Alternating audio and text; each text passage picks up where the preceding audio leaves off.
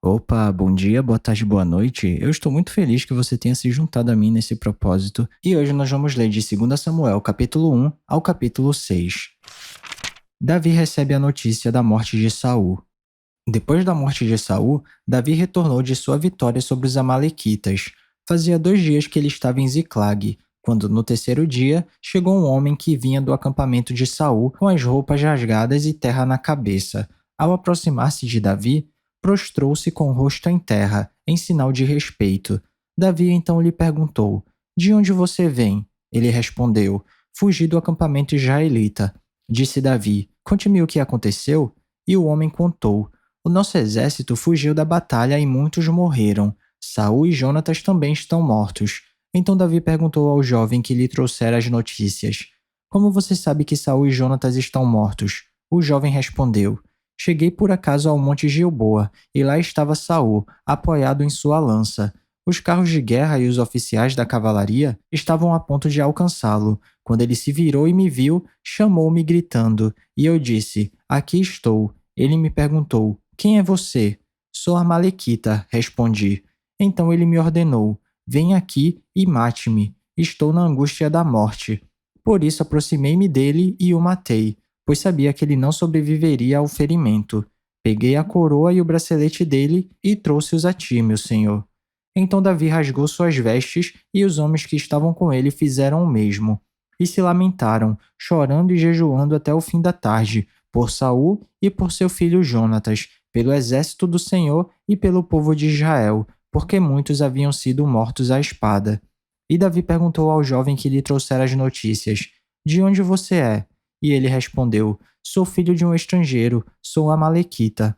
Davi lhe perguntou: Como você não temeu levantar a mão para matar o ungido do Senhor? Então Davi chamou um dos seus soldados e lhe disse: Venha aqui e mate-o. O servo o feriu e o homem morreu. Davi tinha dito ao jovem: Você é responsável por sua própria morte. Sua boca testemunhou contra você quando disse: Matei o ungido do Senhor. Davi lamenta-se por Saul e Jonatas. Davi cantou este lamento sobre Saul e seu filho Jonatas, e ordenou que se ensinasse aos homens de Judá. É o lamento do arco, que foi registrado no livro de Jazar. O seu esplendor, ó Israel, está morto sobre os seus montes. Como caíram os guerreiros. Não conte isso em Gate, não o proclame nas ruas de Ascalon, para que não se alegrem as filhas dos filisteus, nem exultem as filhas dos incircuncisos. Ó colinas de Gilboa, nunca mais haja orvalho nem chuva sobre vocês, nem campos que produzam trigos para as ofertas, porque ali foi profanado o escudo dos guerreiros, o escudo de Saul, que nunca mais será polido com óleo. Do sangue dos mortos, da carne dos guerreiros, o arco de Jonatas nunca recuou. A espada de Saul sempre cumpriu a sua tarefa. Saul e Jonatas, muito amados, nem na vida nem na morte foram separados. Eram mais ágeis que as águias, mais fortes que os leões. Chorem por Saul, ó filhas de Israel. Chorem aquele que as vestia de rubros ornamentos e que suas roupas enfeitava com adornos de ouro. Como caíram os guerreiros no meio da batalha. Jonatas está morto sobre os montes de Israel. Como estou triste por você, Jonatas, meu irmão. Como eu lhe queria bem. Sua amizade era para mim mais preciosa que o amor das mulheres. Caíram os guerreiros. As armas de guerra foram destruídas. Capítulo 2. Davi é ungido rei de Judá. Passado algum tempo, Davi perguntou ao Senhor: Devo ir para uma das cidades de Judá? O Senhor respondeu que sim, e Davi perguntou para qual delas. Para Hebrom, respondeu o Senhor.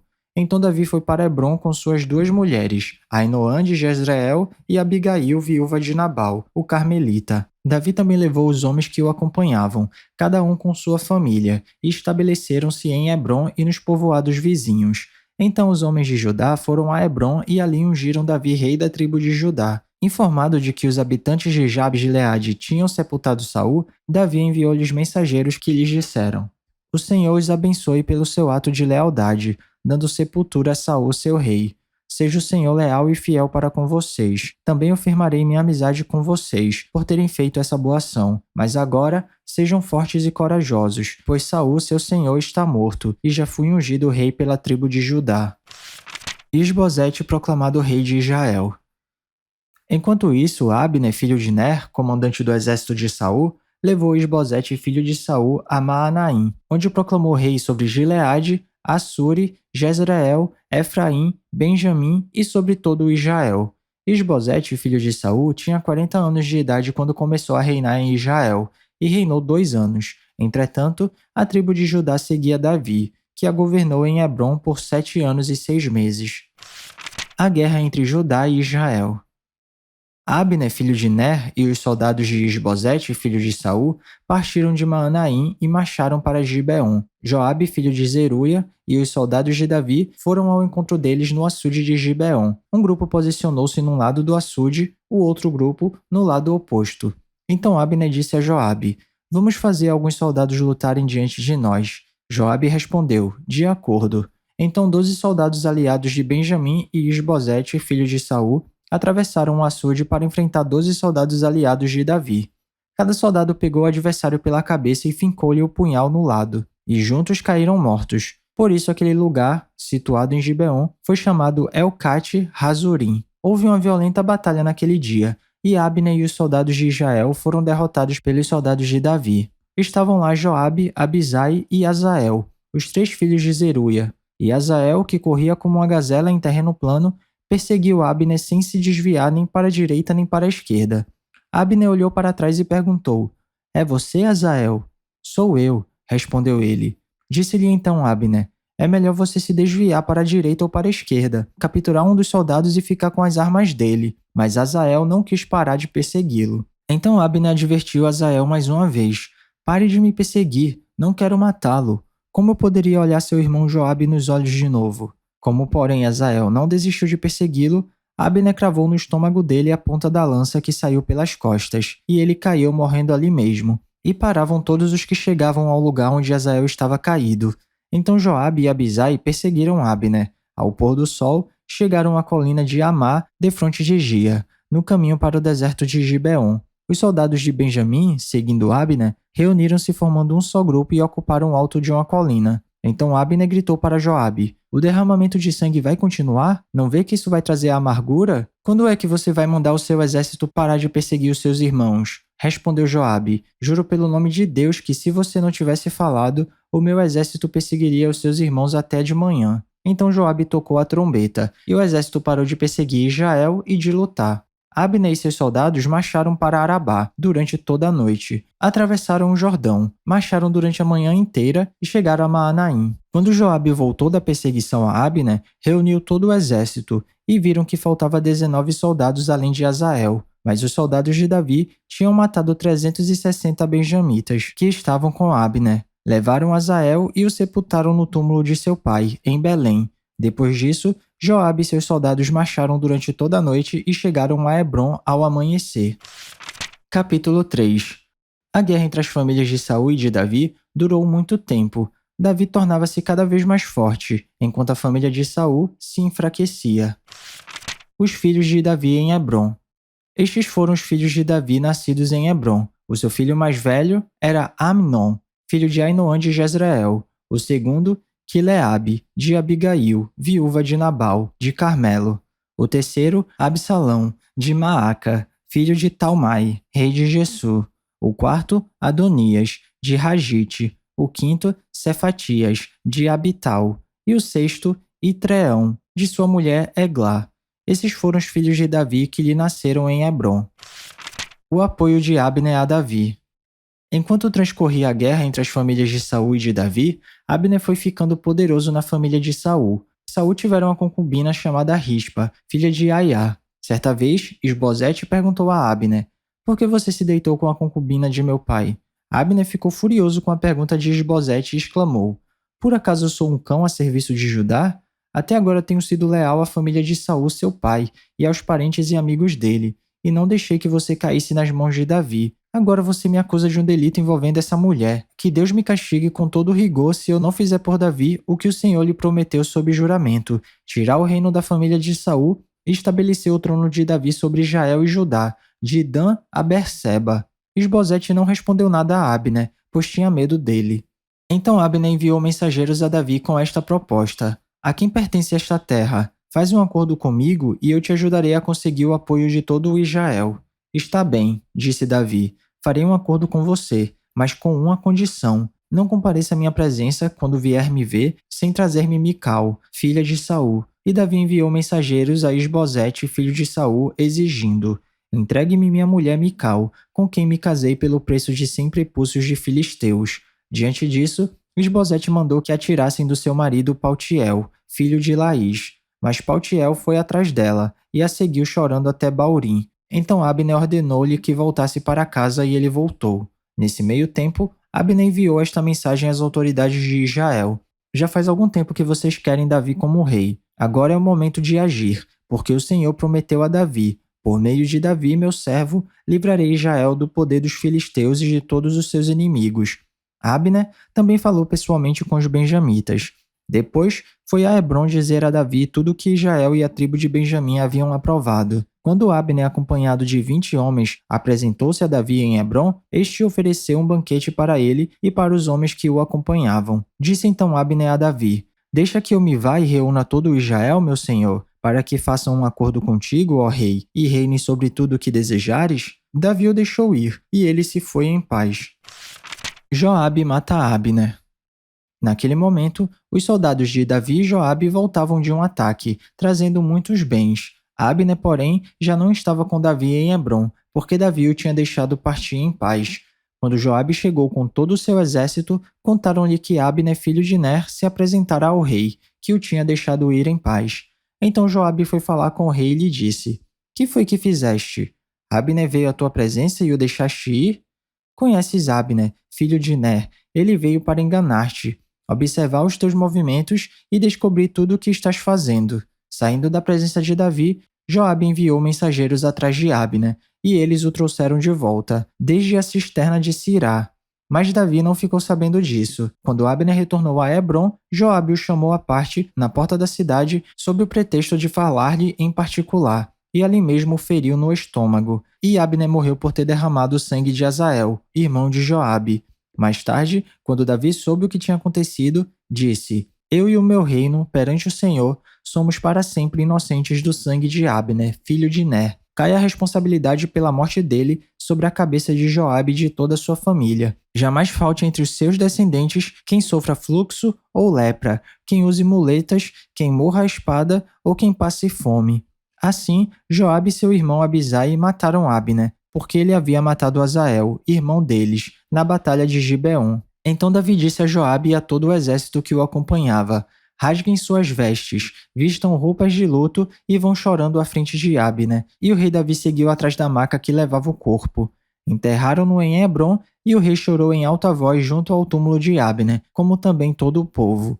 Então o rei cantou este lamento por Abner: por que morreu Abner? Como morrem os insensatos? Suas mãos não estavam algemadas nem seus pés acorrentados. Você caiu como quem cai perante homens perversos. E todo o povo chorou ainda mais por ele. Depois, quando o povo insistiu com Davi que comesse alguma coisa enquanto ainda era dia, Davi fez este juramento: Deus me castigue com todo rigor, caso eu prove pão ou qualquer outra coisa antes do pôr do sol. Todo o povo ouviu isso e o aprovou. De fato, tudo que o rei fazia, o povo aprovava. Assim, naquele dia, todo o povo e todo Israel reconheceram que o rei não tivera participação no assassinato de Abner, filho de Ner. Então o rei disse aos seus conselheiros: não percebem que caiu hoje em Israel um líder, um grande homem? Embora rei ungido, ainda sou fraco, e esses filhos de Zeruia são mais fortes do que eu. Que o Senhor retribua ao malfeitor de acordo com as suas más obras. Capítulo 4. O assassinato de Isbosete. Ao saber que Abner havia morrido em Hebrom, Isbosete, filho de Saul, perdeu a coragem e todo Israel ficou alarmado. Ora, o filho de Saul tinha a seu serviço 2 líderes de grupos de ataque. Um deles chamava-se Baaná, o outro Recabe, ambos filhos de Rimon, de Beerote, da tribo de Benjamim. A cidade de Beerote era considerada parte de Benjamim. O povo de Beerote fugiu para Gitaim e até hoje vive ali como estrangeiro. Jonatas, filho de Saul, tinha um filho aleijado dos pés. Ele tinha 5 anos de idade quando chegou a notícia de Jezreel de que Saul e Jonatas haviam morrido. Sua ama o apanhou e fugiu, mas na pressa ela o deixou cair e ele ficou manco. Seu nome era Mefibosete. Aconteceu então que Recabe e Baaná, filhos de Rimon, de Beerote, foram à casa de Isbosete na hora mais quente do dia, na hora do seu descanso do meio-dia. Os dois entraram na casa como se fossem buscar trigo, transpassaram-lhe o estômago e depois fugiram. Eles haviam entrado na casa enquanto Isbosete estava deitado em seu quarto. Depois de o traspassar e matar, cortaram-lhe a cabeça, e levando-a, viajaram toda a noite pela rota da Arabá. Levaram a cabeça de Isbosete a Davi, em Hebrom, e lhe disseram: Aqui está a cabeça de Isbosete, filho de Saul, teu inimigo, que tentou tirar-te a vida. Hoje o Senhor vingou nosso rei e senhor de Saul e de sua descendência. Davi respondeu a Recabe e a Baaná, seu irmão, filhos de Rimon de Beerote: Juro pelo nome do Senhor que me tem livrado de todas as aflições. Quando o homem me disse que Saul estava morto, pensando que me trazia boa notícia, eu agarrei e o matei em Ziclag, como recompensa pela notícia que trouxe. Muito mais agora que homens ímpios mataram um inocente em sua própria casa e em sua própria cama. Vou castigá-los e eliminá-los da face da terra porque vocês fizeram correr o sangue dele. Então Davi deu ordem a seus soldados e eles os mataram. Depois cortaram as mãos e os pés deles e penduraram os corpos junto ao açude de Hebrom, mas sepultaram a cabeça de Isbosete no túmulo de Abner em Hebrom. Capítulo 5. Davi torna-se rei de Israel. Representantes de todas as tribos de Israel foram dizer a Davi em Hebrom: Somos sangue do teu sangue. No passado, mesmo quando Saul era rei, eras tu quem liderava Israel em suas batalhas, e o Senhor te disse: Você pastoreará Israel, o meu povo, e será o meu governante. Então todas as autoridades de Israel foram ao encontro de Davi em Hebrom. O rei fez um acordo com eles em Hebrom perante o Senhor, e eles ungiram Davi rei de Israel. Davi tinha 30 anos de idade quando começou a reinar e reinou durante 40 anos. Em Hebrom, reinou sobre Judá 7 anos e meio, e em Jerusalém, reinou sobre todo Israel e Judá 33 anos. A conquista de Jerusalém.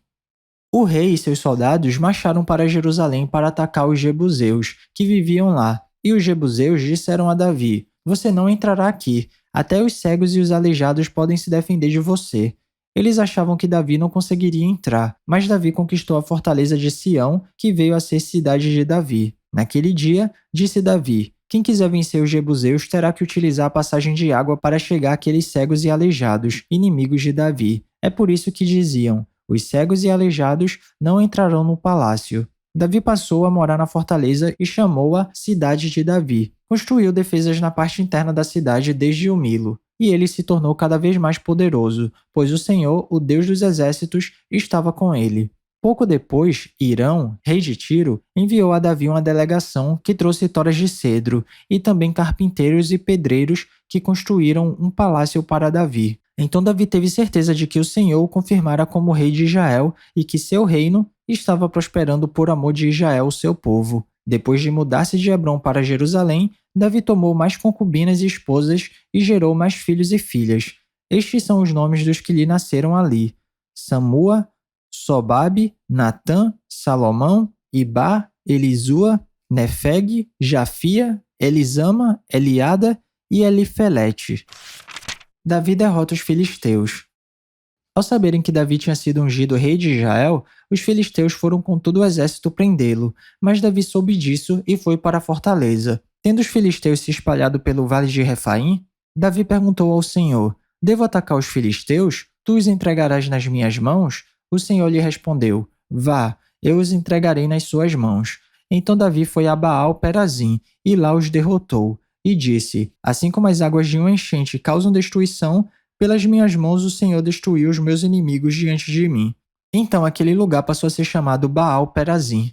Como os filisteus haviam abandonado seus ídolos ali, Davi e seus soldados os apanharam. Mais uma vez, os filisteus marcharam e se espalharam pelo vale de Refaim. Então Davi consultou o Senhor de novo, que lhe respondeu: Não ataque pela frente, mas dê a volta por trás deles e ataque-os em frente das amoreiras. Assim que você ouvir um som de passos por cima das amoreiras, saia rapidamente, pois será esse o sinal de que o Senhor saiu à sua frente para ferir o exército filisteu. Davi fez como o Senhor lhe tinha ordenado, e derrotou os filisteus por todo o caminho desde Gibeon até Gezer. Capítulo 6. A arca é levada para Jerusalém. De novo Davi reuniu os melhores guerreiros de Israel, 30.000 ao todo. Ele e todos os que acompanhavam partiram de Baalá, em Judá, para buscar arcas de Deus. arca sobre a qual é invocado o nome do Senhor dos Exércitos, que tem o seu trono entre os querubins acima dela. Puseram a arca de Deus num carroção novo e a levaram da casa de Abinadab na colina. Uzá e Aiô, filho de Abinadab, conduziam o carroção, com a arca de Deus. Aiô andava na frente dela. Davi e todos os israelitas iam cantando e dançando perante o Senhor ao som de todo tipo de instrumentos de pinho, harpas, liras, tamborins, chocalhos e símbolos. Quando chegaram à eira de Nacon, Uzá esticou o braço e segurou a arca de Deus, porque os bois haviam tropeçado. A ira do Senhor acendeu-se contra Uzá por seu ato de irreverência. Por isso Deus o feriu, e ele morreu ali mesmo, ao lado da arca de Deus. Davi ficou contrariado, porque o Senhor em sua ira havia fulminado Uzá. Até hoje aquele lugar é chamado Pérez Uzá. Naquele dia, Davi teve medo do Senhor e se perguntou: como vou conseguir levar a arca do Senhor?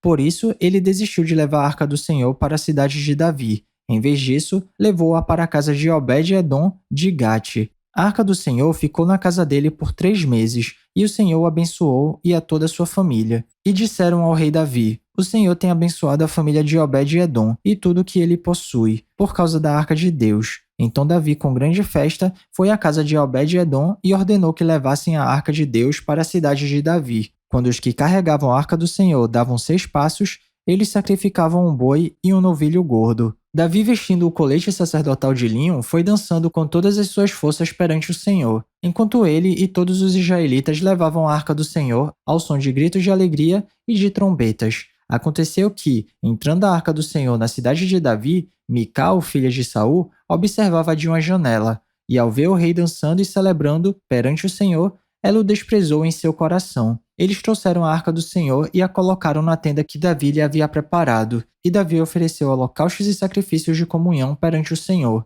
Após oferecer os holocaustos e os sacrifícios de comunhão, ele abençoou o povo em nome do Senhor dos Exércitos, e deu um pão, um bolo de tâmaras e um bolo de uvas passas a cada homem e a cada mulher israelita. Depois todo o povo partiu, cada um para sua casa. Voltando Davi para casa para abençoar sua família, Mical, filha de Saul, saiu ao seu encontro e lhe disse: como o rei de Israel se destacou hoje, tirando o manto na frente das escravas de seus servos como um homem vulgar.